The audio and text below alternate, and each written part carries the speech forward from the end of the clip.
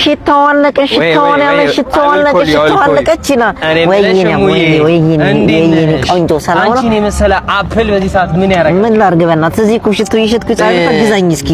ምንድን አይቻልም አይደለም ከገዛ በኋላ ነው ሁሉም ነገር እኮ ከገዛ በኋላ ነው የሚደርስ። ይሄ ስንት ነው? እቺ እኮ ሰንደሬላ ጫማ ናት። ፊልሙ ላይ እየጠፋች ወደ ኢትዮጵያ መጣ ነው። አሁን ትላልቅ ዓለም ላይ ያሉ ባለስልጣኖች ሊያስገድሉ ይሞክረዋል ስላልቻሉ ነው እኮ ቁንጅና ይመስላል። እንደው እቺ እኔ ላንቺ ነው ገዛሽ። ስንት ነው? 7000 ናት። 7000? አዎ 7000 ናት። 09 ቴሌብር 7685 እና ገባሽ?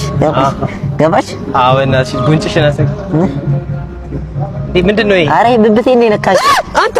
ኧረ አይደለም እኮ ትሰራለህ ደግሞ እዚህ ልትበይ ስትይ በላሁሽ። ኧረ ከስልክ በ7000 እንደው እኔ ምንድን ነው ምን ትሰራለህ እዚህ? ቆይ ልንገርሽ፣ ረመዳን ስለሆነ እኔ ያለሁበት ቦታ ስራ ቀዘቀዘ።